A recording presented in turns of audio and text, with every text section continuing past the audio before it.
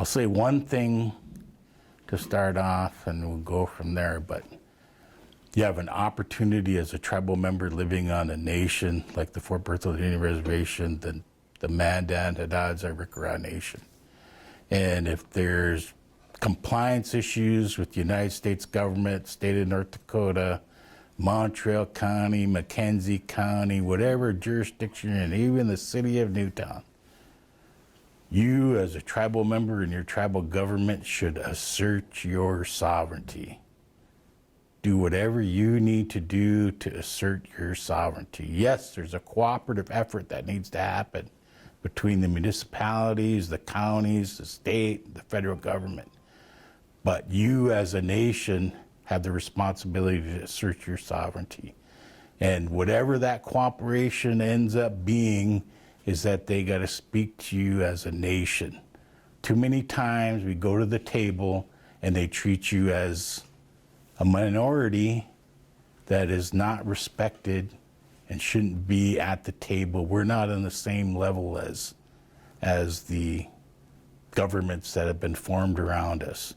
But if you look at it, if you look at the true nature of sovereignty, we're much greater than them.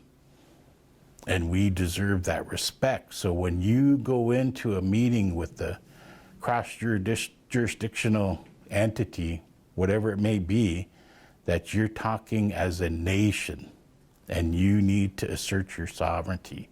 And if that's one point you can get across to young people, is that they've got to be able to assert their sovereignty. That message of that individuality of a nation and speaking nation to nation for the federal government has to be maintained. There's too many times we've been jabbed by the Bureau of Indian Affairs, even the Bureau of Reclamation in this case because of all the oil activity, and the Corps Engineers. There's got to be respect for nation-to-nation conversation. Is there a certain area, a certain topic that's kind of a hot topic right now that the tribe is dealing with here in this area that you might, I don't want to put you on the spot. Yes. What would you say is the river bottom? Who owns the river bottom here is the big question that's going on right now for the Fort Berthold Indian Reservation. At the time of the Missouri River, there was just a channel of the Missouri River. And who owned that? The state of North Dakota is claiming they owned that at the time there was a state.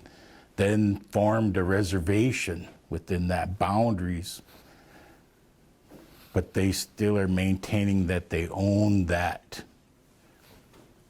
portion of the river. We as a nation believe we were here well before any state or any sort of formed government was in the area, that we were the form of government. And essentially we didn't believe we owned any property. It was everybody's property. So then now at the time of enclosing us onto the reservation, we have to stick our elbows out, say, okay, this is what you gave us, this is what we're trying to keep, because they've tried to reduce our reservation a number of times.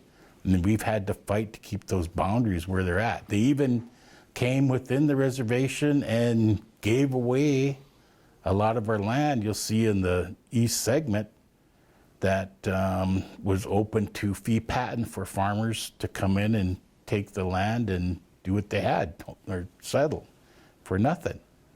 But that's still within the reservation. So that river bottom portion is in question because Garrison Dam happened and flooded out and made the river much wider, created a lake, Lake Sagagawea, and within those provisions said the land under the lake is essentially the nations, the tribal nations, the Mandan, Haddad, Arikara nations. So with that said, that includes the river bottom. But there are provisions that are being argued back and forth, and opinions from the federal government, the solicitor's opinions, saying that the riverbed is owned by the state, and then a reversal on the solicitor's opinion saying, no, it's actually owned by the tribes, and that was the most recent one. And that was pulled back. And that's where we're sitting today, that there's a chunk, that actual river bottom portion, they got the lake, there's a river bottom portion, the lake part that was flooded essentially is the nations, the tribal nations.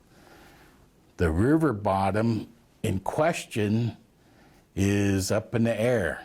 So we're in the middle of oil activity, and the way they do the drilling now is they go down, and then they can go under the lake, including the river bottom.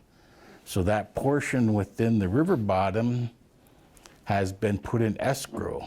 And that escrow is building. And I don't know what the figure is. It's big though.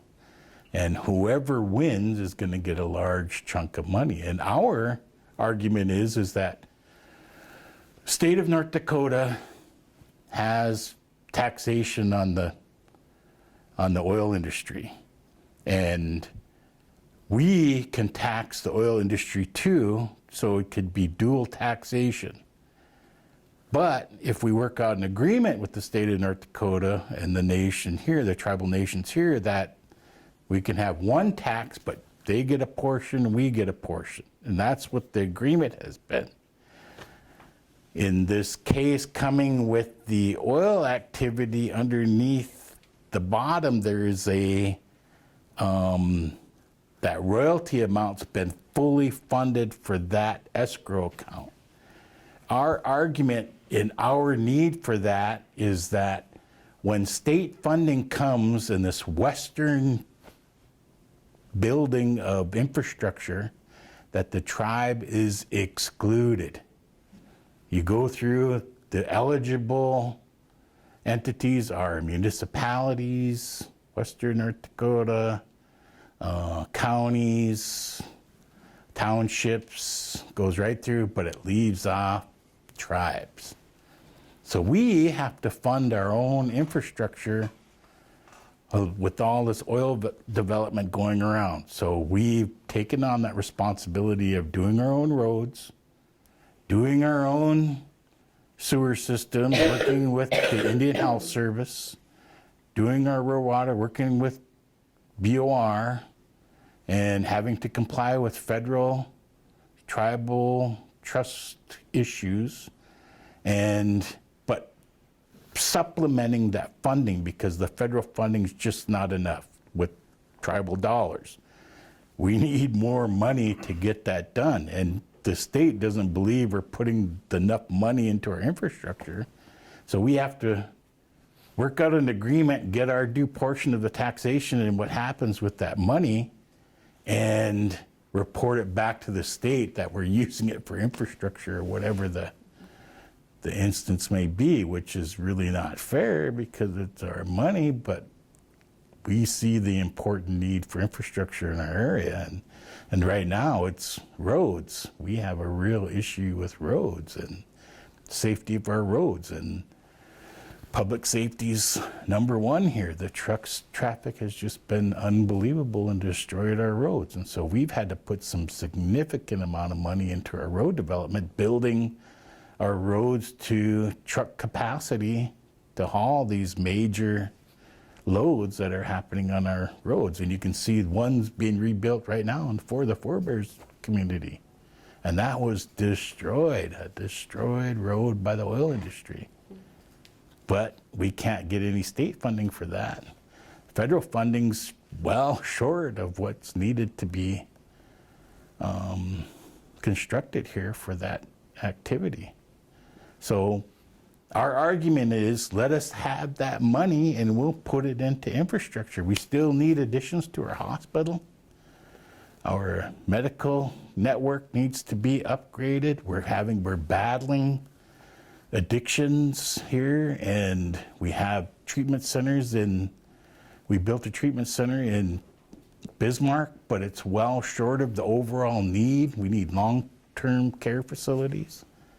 And there's just an ongoing list of needs that we have here on the reservation that pool of money will really benefit not only today's generation that lives here, but generations to come. And that's what we believe is why we're building our infrastructures for generations to come.